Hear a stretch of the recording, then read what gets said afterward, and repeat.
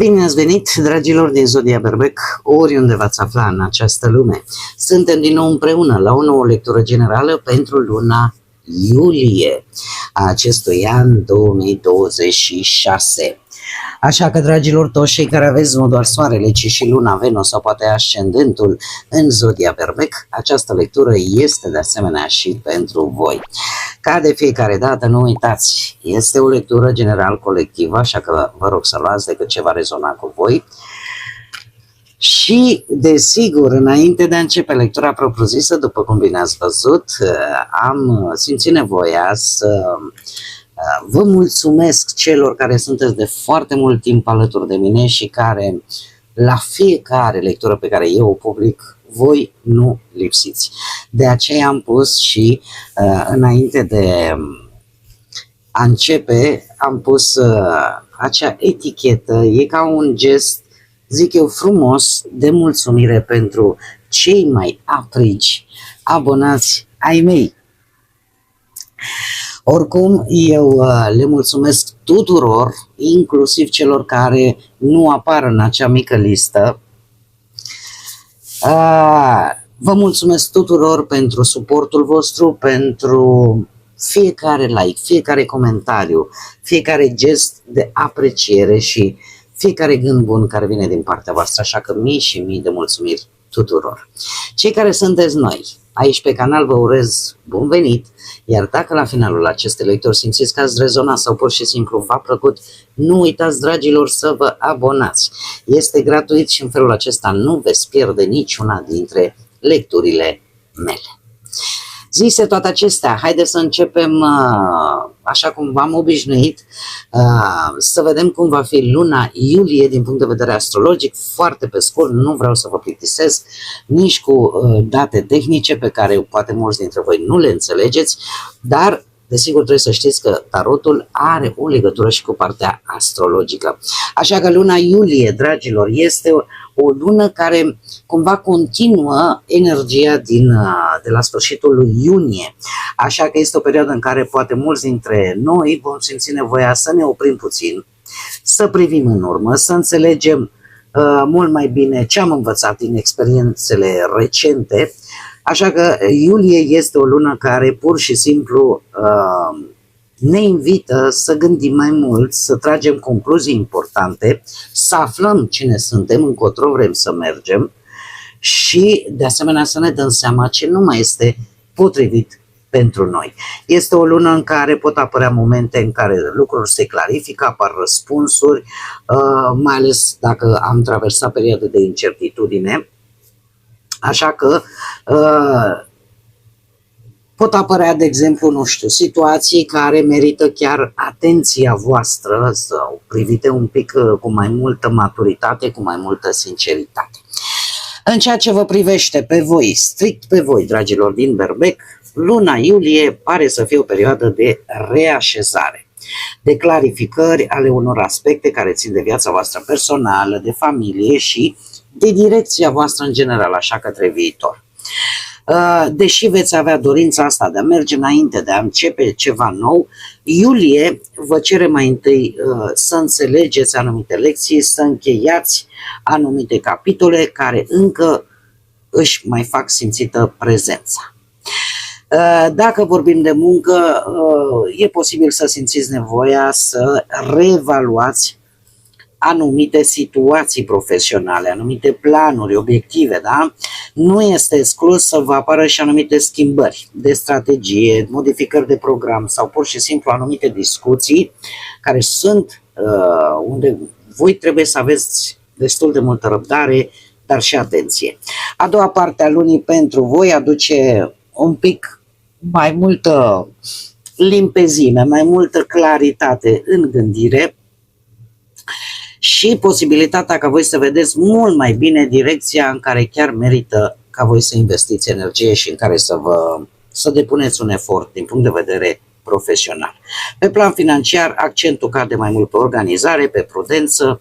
Nu este o lună care să vă favorizeze foarte tare riscurile prea mari sau cheltuielile astea impulsive. Pot apărea, nu știu, tot felul de ocazii în care chiar va trebui să puneți un pic de ordine în bugetul vostru sau chiar să recuperați anumite sume restante sau să găsiți, nu știu, cele mai bune, cele mai eficiente soluții pentru o mai bună administrare a bănuților. Dacă vorbim de relație, luna iulie aduce nevoia de comunicare sinceră și de clarificări.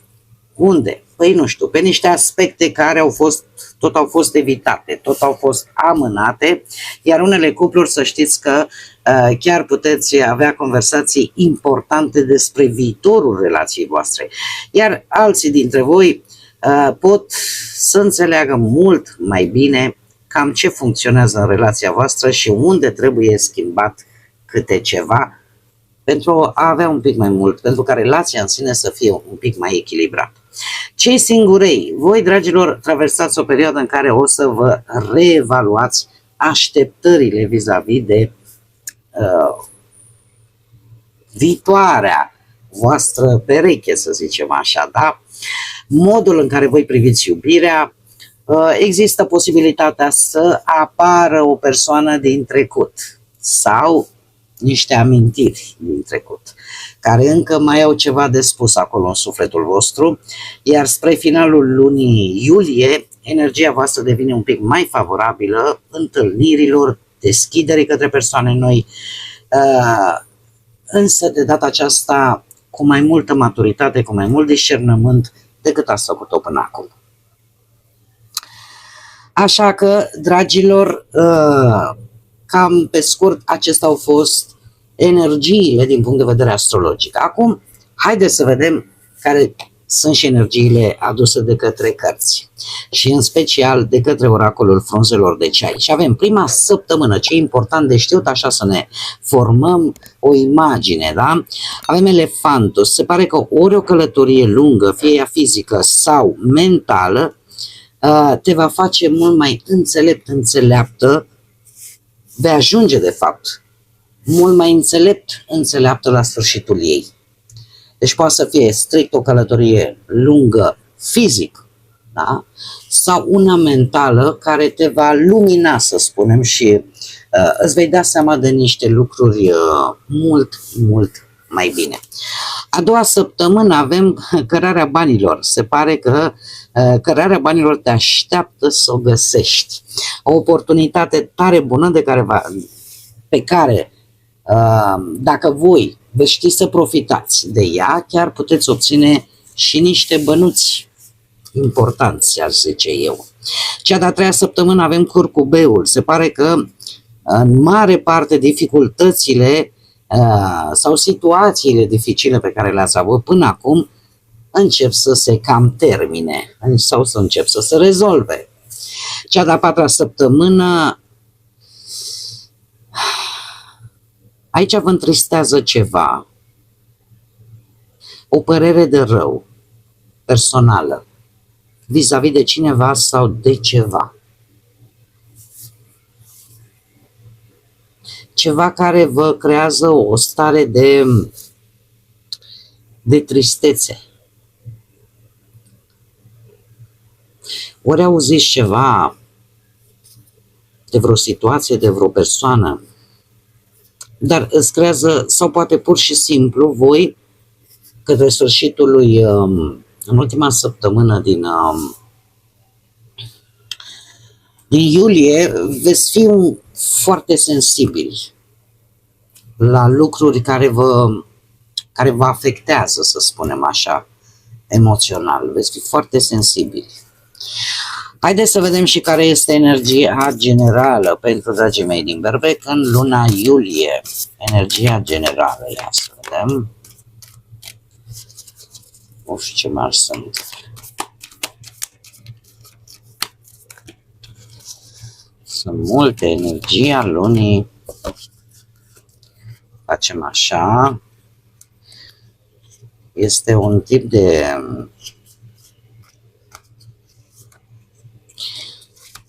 de carton care nu alunecă aproape deloc, dar mie îmi place tare mult. Acest oracol destin sacru se numește. Bun, avem cartea Iluminare și numărul 22. Ce ne spune această carte, dragilor? Care este energia voastră în această lună iulie? Este o perioadă în care claritatea voastră interioară, conștientizarea voastră foarte profundă, în care, desigur, și intuiția va juca un rol important, mai ales atunci când trebuie să faceți alegeri, când trebuie să luați decizii, vă va ajuta foarte mult din punct de vedere al direcției în care voi mergeți. De ce? Pentru că chiar dacă această direcție nu o puteți vedea complet, există o anumită susținere, există o anumită ghidare în acest proces și este foarte important în această lună ca voi să vă ascultați mult mai mult intuiția, acele sentimente interioare, decât doar logica sau aparențele. Este o perioadă care cu siguranță vă va conduce către o înțelegere mult mai clară, mult mai bună și de asemenea către o direcție benefică pentru voi.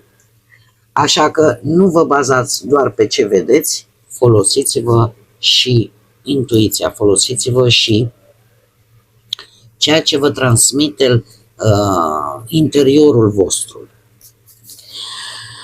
Bun, haideți să mergem mai departe și să vedem ce ne spune tarotul. Ce vine pentru dragii mei din Berbec în luna iulie, atât pe plan profesional, financiar sau sentimental? Să vedem.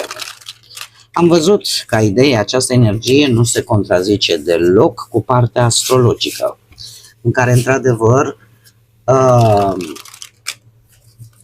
apare ca o, nu știu dacă ar fi să fac o concluzie, aș spune să nu vă grăbiți să cuceriți, nu știu, următorul munte până nu înțelegeți de ce l-ai urcat pe cel precedent.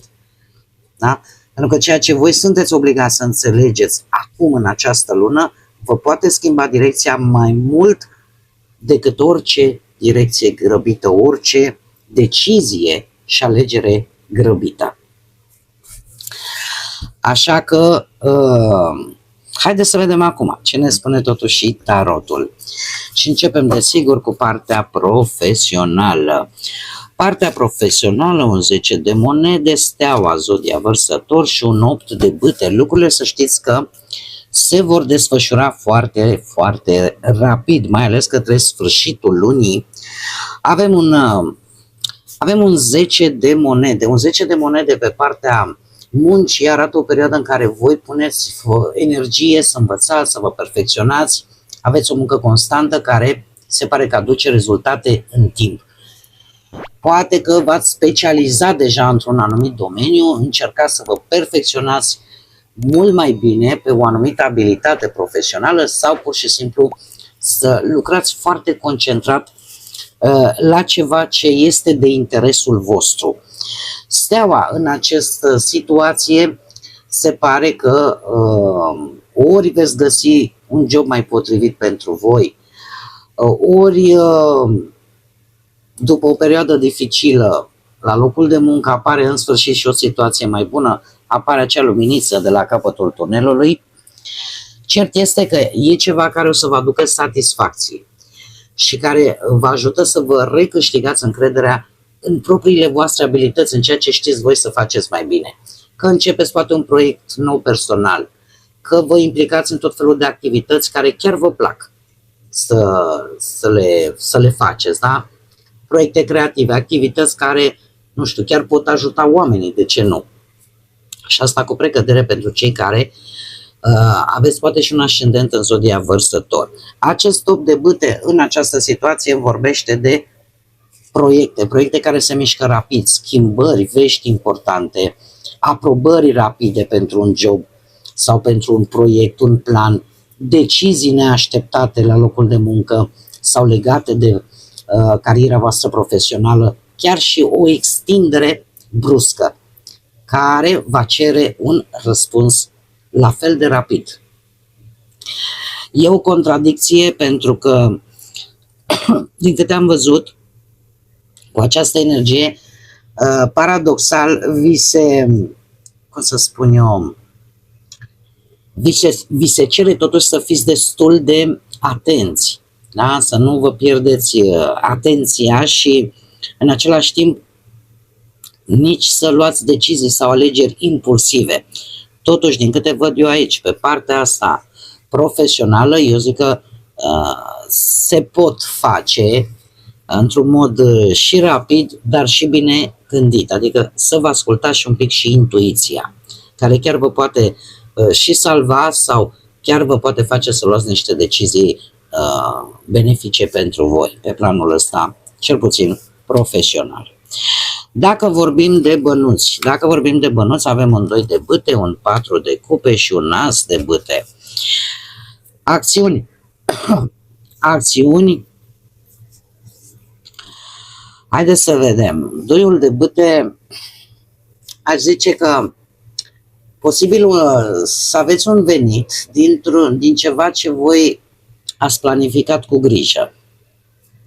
L-ați gândit cu grijă, ca să spunem așa. Ori că, mai ales pentru cei care vă ocupați să aveți propria voastră afacere, un business, da? Sau un proiect pe care voi l-ați gândit în detaliu. Este, cel puțin începutul de lună, un moment potrivit ca voi să, cum să spun eu, să studiați, să analizați și să anticipați anumite cheltuieli, anumite profituri, mai ales dacă vreți să vă lansați, poate pe ceva online, sau vreți să achiziționați, nu știu, ceva ce vă este necesar. Cert este că, de asemenea, se spune că cu 2-ul ăsta de bâte aici, trebuie să evitați anumite riscuri inutile. 4 de cupe, există tendința pe partea asta banilor că resursele parcă nu vă ajung sau nu sunt total satisfăcătoare. Posibil jumătatea, cam pe la jumătatea lunii să simțiți lucrul ăsta și asta vă va face să reevaluați modul în care voi gestionați bănuții, care sunt prioritățile voastre, pentru că simțiți că parcă nu vă ajung sau cel puțin nu vă ajung pe ceea ce voi vreți să obțineți. Asul de bâte, în schimb, către finalul lui iulie, a spune că într-adevăr poate veni o sumă de bani din acest proiect sau din vânzarea unui ceva. Da? Sau, cum am mai spus, legat de proiectul ăsta online. Are foarte mare legătură cu, nu știu, că faceți un curs online, că vindeți ceva online. Are foarte mare legătură aici. S-ar putea chiar la sfârșitul lui iulie să aveți și primul venit din această acțiune, din acest proiect. Dacă nu vorbim de acest lucru, atunci se pare că, într-adevăr, niște bănuți vor veni pentru ca voi să reușiți să achiziționați ceva mic, aș spune, nu foarte mare, dar care este important pentru voi. Mergem mai departe. Cei care sunteți într-o relație, voi, dragilor, la voi avem lucruri importante și la care voi va trebui să aveți grijă. Așa cum am văzut și din punct de vedere astrologic, posibil să fi fost lucruri, conversații importante, situații pe care nu le-ați discutat, le-ați tot amânat, v-ați tot ferit de ele, doar că ele vor reveni în această lună și vreți, nu vreți, va trebui să le rezolvați. De ce? Avem diavolul, avem judecata și turnul. Nici că se putea mai bine, să pun ghilimele de rigoare. Ce ne spune diavolul aici? Nu știu dacă zodia Capricorn vă spune ceva, dar începutul de lună vine cu posibil ceva, cum să spun, relația poate să devină foarte pasională, dar în același timp foarte complicată din cauza unei gelozii, din cauza unui control sau unor conflicte intense în care unul dintre voi parcă încearcă să-l domine sau să controleze întreaga relație în sine, deci implicit și pe voi. Atunci lucrul ăsta se pare că a mai fost relația voastră cu judecata aici și trebuie clarificat. Acum, depinde de voi foarte mult cum se va clarifica, adică se poate clarifica varianta dură, varianta grea sau se poate clarifica într-o manieră mai fără multe tunete și fulgere. Judecata aici îmi spune că există o șansă ca relația voastră să se clarifice, să se reconcilieze, să puteți avea niște discuții sincere, să vă asumați fiecare dintre voi anumite greșeli sau este foarte important ca ambii parteneri să-și dea seama de fapt ce este important pentru viitorul relației voastre. Turnul în această situație depinde foarte mult de cum se va proceda vis-a-vis de situațiile astea care le-ați tot amânat sau subiecte pe care nu le-ați discutat. Deci turnul aici să știți că nu e obligatoriu. Poate să vină, poate să nu, depinde foarte mult de cum veți acționa voi.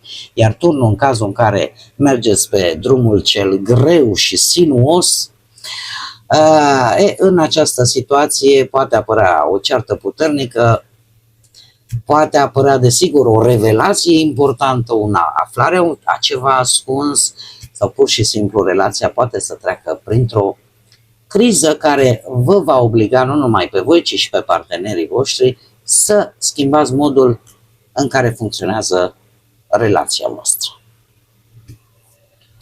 Dar același lucru se poate obține, mare atenție, în funcție de cum veți decide să reacționați și să aveți aceste comunicări.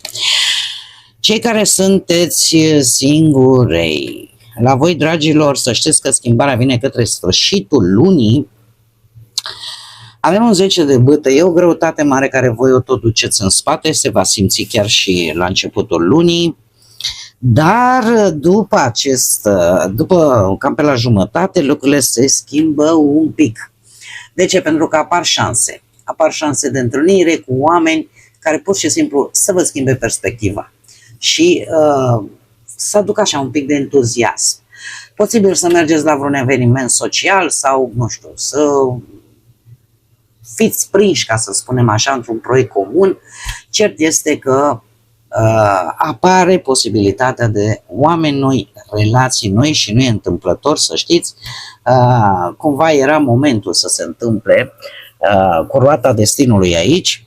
Cert este că acest 10 de bâte cam rămâne în urmă și toată această perioadă în care voi a trebuit să fiți foarte atenți, ați avut multe responsabilități sau a trebuit să gestionați anumite relații foarte greoi, lucrurile astea cumva rămân în urmă și vi se deschid niște porți importante cu acest 3 de bâte și desigur cu roata destinului, care chiar ne spune că puteți întâlni o persoană într-o situație total neașteptată, fie într-o călătorie, fie la un eveniment sau pur și simplu la o recomandare a unui amic, amică, așa că voi puteți să începeți o relație foarte brusc și care să evolueze la fel de rapid cum a apărut. Haideți să vedem și ce mesaj are Universul pentru voi, dragii mei din Berbec, luna iulie. Un mesaj, te rog, foarte multe, mai încercăm. Un mesaj pentru dragii mei din Berbec. Luna iulie.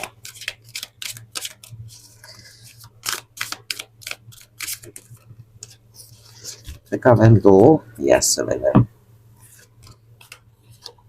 Da. Două. Haideți să vedem ce ne spune. Spune așa. Dacă tu simți că ești blocat într-o anumită arie, zona vieții tale, indiferent că e vorba de relații, muncă sau doar așa o situație, întreabă-te, să-mi cer scuze, ce mă oprește să ies din această situație.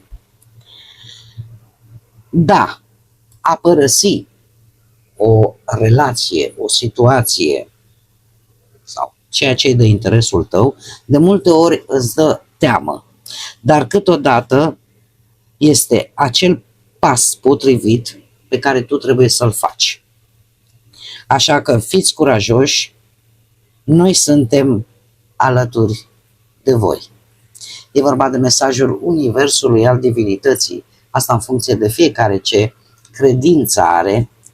Cert este că probabil acele situații, acele relații care bat pasul pe loc și simțiți lucrul ăsta, că e ceva care vă blochează, este un moment tare bun în această lună să faceți pasul decisiv în așa fel încât să mergeți înainte și să nu rămâneți blocați. Mai avem un mesaj, spune așa: când continui să retrăiești amintiri, să retrăiești sau să te agăți de ceea ce ar fi putut fi, continui să rămâi într-o poziție de rezistență. Trebuie să lași ceea ce a fost,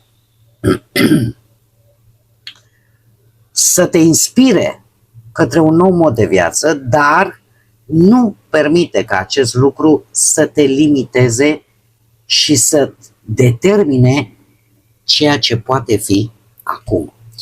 Cu alte cuvinte, este acea idee că nu trebuie să trăim din trecut, nu trebuie să ne punem tot retrăind și reluând acele imagini din momentele noastre de glorie sau momentele noastre fericite din trecut, să ne hrănească prezentul. Pentru că poate o vor face pentru un timp, dar nu o vor face pe termen lung și oricum nu ne vor ajuta cu nimic. Important este să învățăm din acest trecut ce este de învățat, în așa fel încât, adică să ne inspire, da? Dar să nu permitem ca acest lucru să ne limiteze.